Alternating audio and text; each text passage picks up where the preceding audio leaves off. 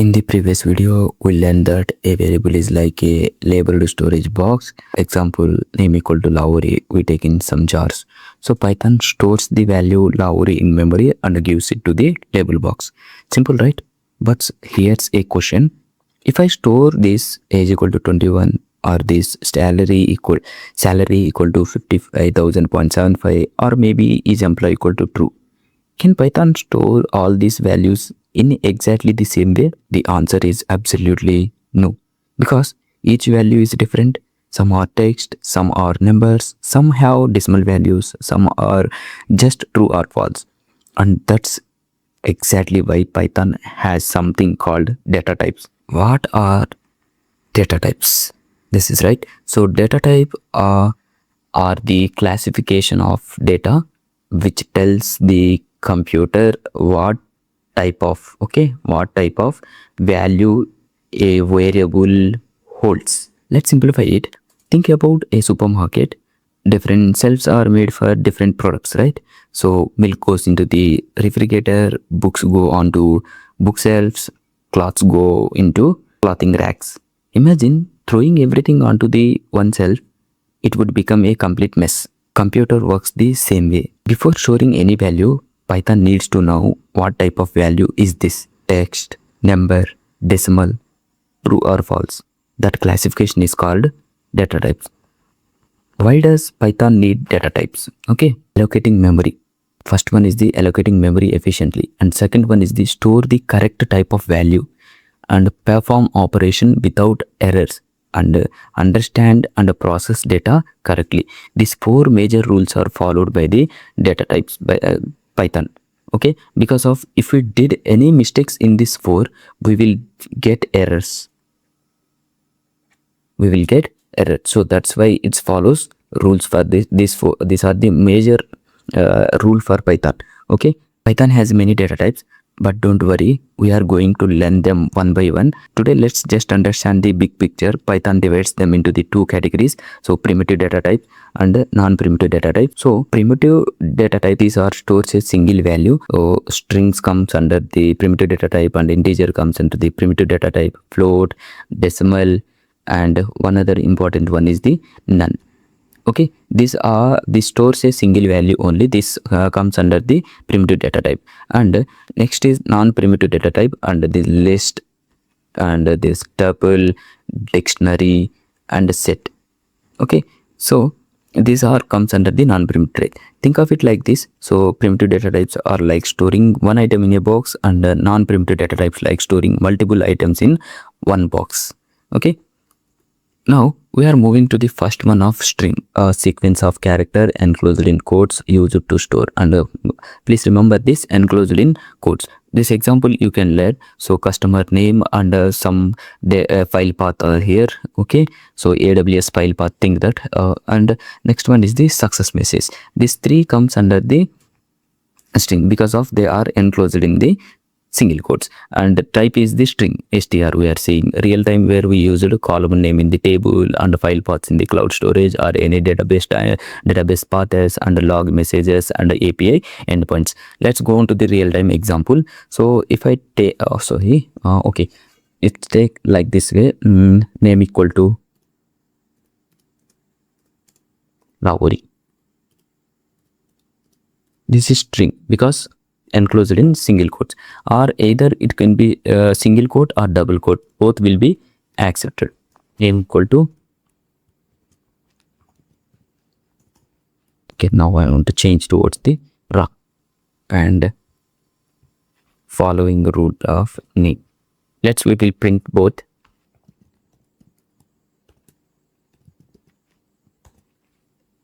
Yeah, we got in Lowry, and the next one is the name, right? Okay, so both quotes will be accepted here. And the next example we will take towards to the city. We will take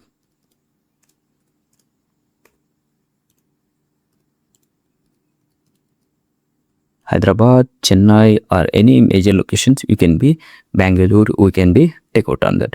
So now I am just updating this and printing here. You observe second value will be chaining on toward that. And the next one is the file path. If I take to the file path name, so file underscore file name. So this file name is this file path is what's the, so s3 and s3 and slash data slash sales csv. Okay, if I print this file, we will get on the file name.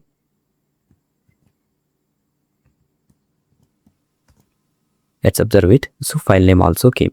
So now I want to print all of this. So print capital, right? That one.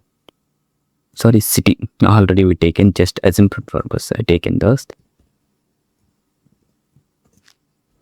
Yeah, like this way. Okay, when we write into the quotes, that quote is single quote or enclosed with the single quote or double quote, it will be behaves like as string. And the next one is the integer. So this integer are the positive numbers, or you already know from kids on time we are learning. So integer means any positive whole number. Okay, positive number, negative number, zero without decimal values. These all are 1000 minus 250 and 0. So this is the int. Okay, and number of rows in a table, and the batch id, and retrieve count, and partition number. These all are comes under the integer type. So we will take out an example towards you. Number of rows, right? So first one I am take this one I am removing. So number of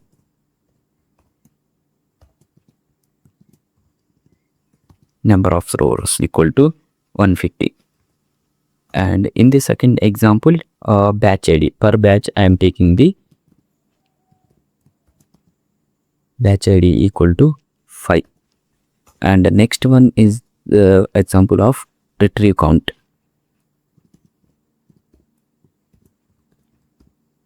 Retrieve count equal to 2 times I am retrieving. Okay, and the next one is the partition number, like those and all comes under this, right? Okay, so just we are print that. So print number of rows, we will get 150, and batch id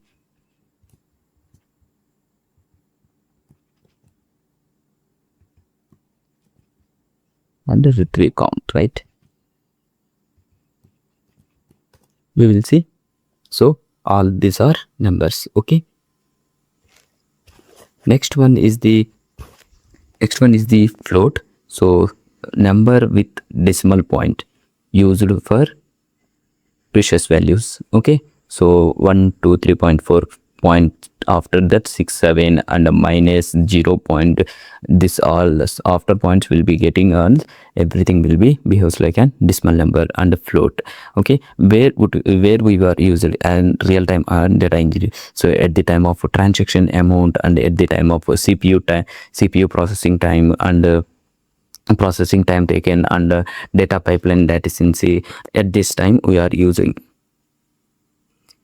We will go example like this way. Okay, whenever precision matters, go with the float. Just salary, best example.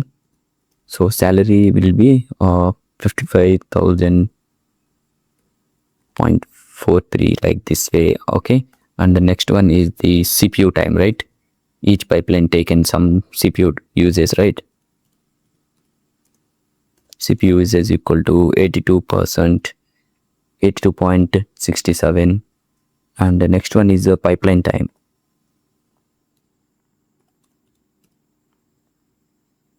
Pipeline time equal to 15.6 minutes, like this way. I'll think like that way. Okay, so if you print like this, so it will get print salary. We will get like this way. And if it goes like the CPU uses,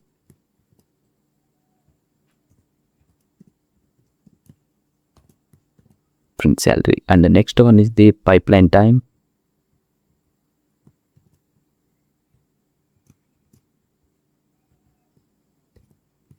Now it will be run out and we will get the output like this way. And next one thing, one important thing we forgot, if we want to check what type of data we are storing, so print, just write the type function. In the type function, just pass the parameter. So if you want to check this what type of data we are storing, because Python automatically applies the data type, so that's why. Okay, if we apply this, so it comes under the class of float, c under float value. And if we check where the CPU uses one, so it's get like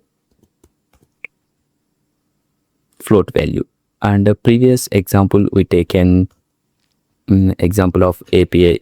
So if you take like this way, API count,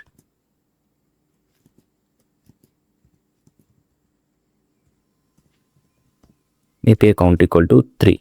Now what is the type? If we check this type is integer, because no decimal values, right?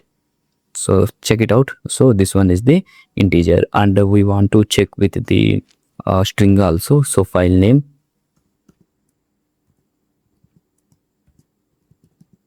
equal to, now sales data I am taking, so because it will be in quotes, it displays in the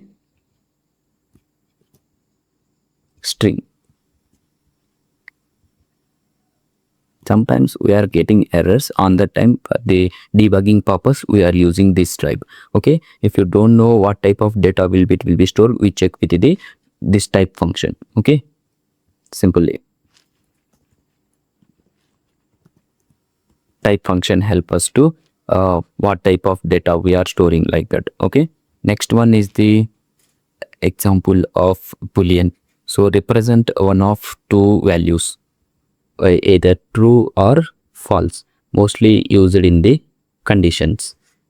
Okay, this one is true or false type showing for us, and that comes under the boolean data type. So is data quality checked passed, or is file processed or not, is table exist or not, if the API response success or not. So okay, this type. So going with the example,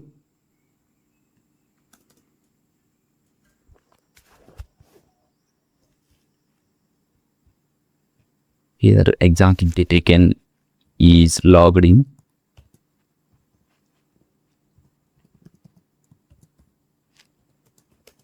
Is logged in equal to true. If it is, if user logged in today, so we will get out input output as true. Okay, now I want to print this. So just copy this thing and print out here. Check it out here.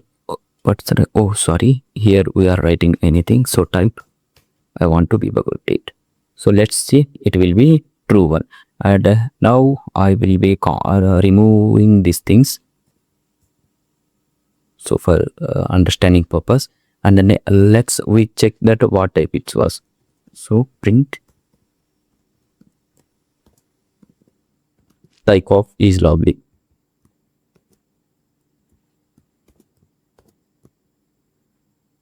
Let's check it.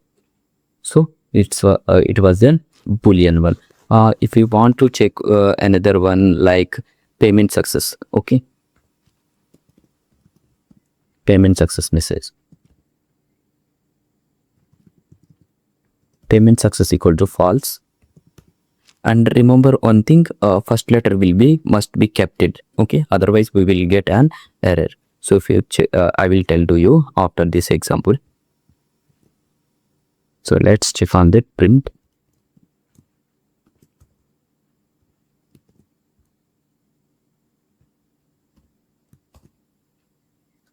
You see this payment success, where I did, okay, equal to, okay, see this, so false. Okay, if I change this towards to this small, it will not getting on that, not defined one. Okay, just write on the capital way. Okay, this way we are checking on to the true or false. Every decision inside software depends on boolean values only. So far we have learned 4 important primitive data types. First one is the string, we learned and must be enclosed with the quotes, and the second one is the integer, so whole numbers those are, and the next one is the float, and those are the decimal numbers and boolean, it was true or false. Simple. Now what about list, tuples and dictionary set? Okay, so now imagine instead of storing one customer, you want to store 1,000 customers. Will one variable be enough? Definitely not. Okay, so that's where list, tuples, dictionary and sets comes into the picture. These are called non-primitive data types because they can store multiple values. We are going to master them in upcoming videos. So can we identify the data type? Because of these are the very important for now. If I explain it to now, it will take more time. Okay, these are core component of oops concepts. Oh, sorry, not oops. One of data structure concepts. Okay, this will be discussed it later. More important these things. If just now you think like that, it can be stored multiple values. That's enough, and those are the non-primitive data types. And comes under this none type, so it's none, so it's represent the options of a value.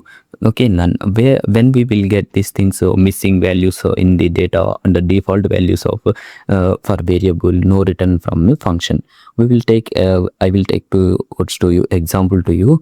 So if I, so just like that. Okay,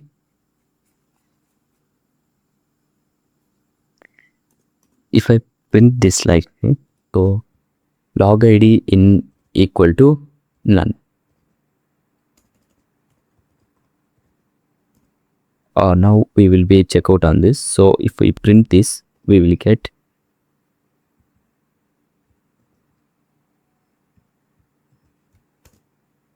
see this none is the output. If we check that, if we want to check this type,